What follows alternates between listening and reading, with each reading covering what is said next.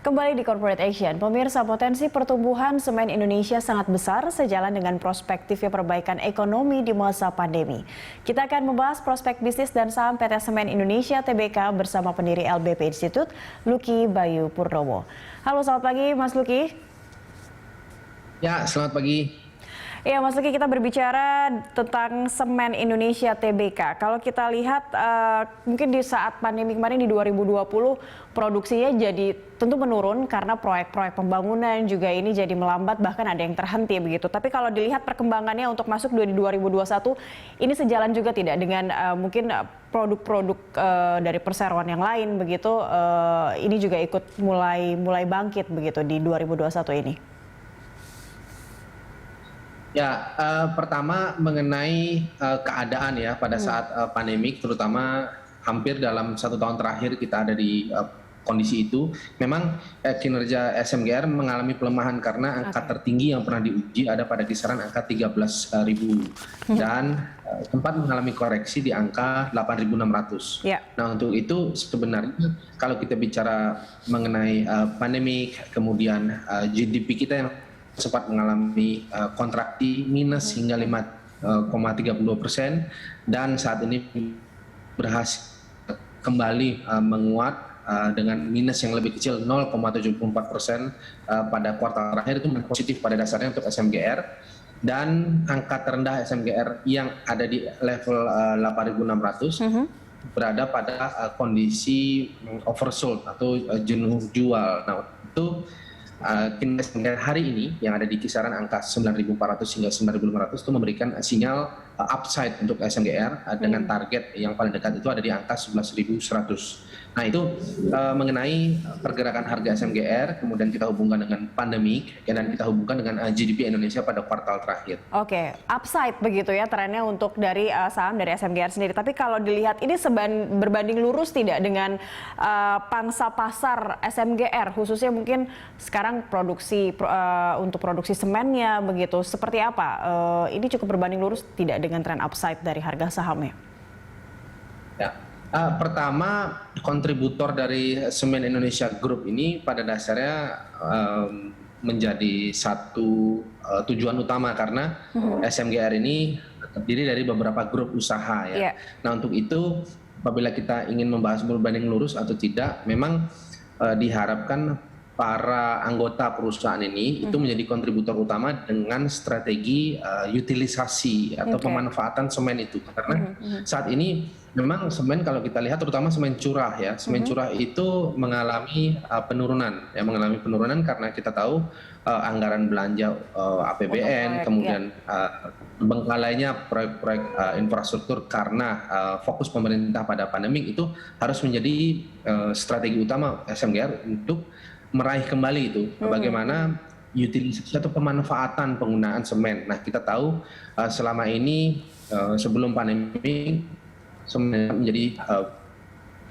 produk utama ya, terutama proyek-proyek masih banyak begitu ya. Jalan tol.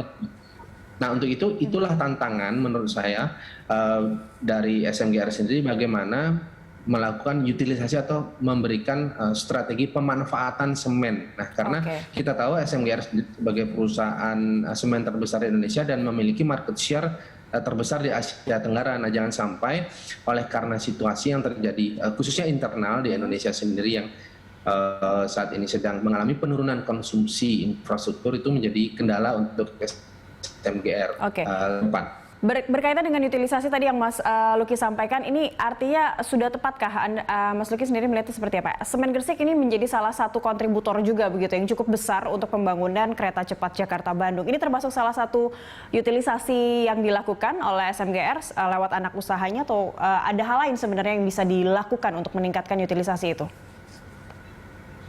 Ya, itu menjadi salah satu strategi untuk pemanfaatan penggunaan semen ya, dengan meraih sektor-sektor atau industri-industri atau proyek yang memang dapat dikatakan itu proyek yang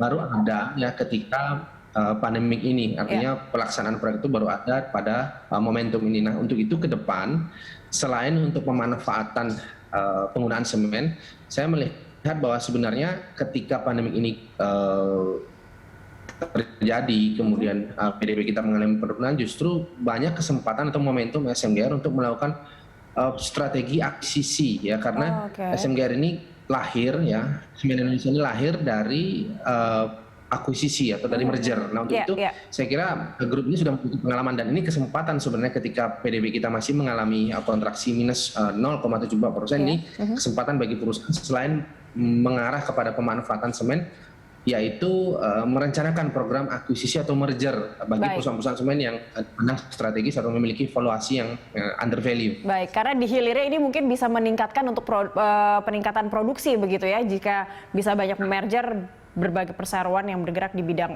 semen juga gitu ya.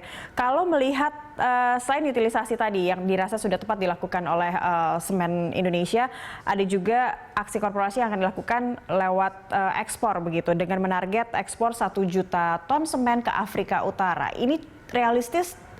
Amerika Utara. Apakah ini cukup realistis? Kalau Anda melihatnya seperti apa?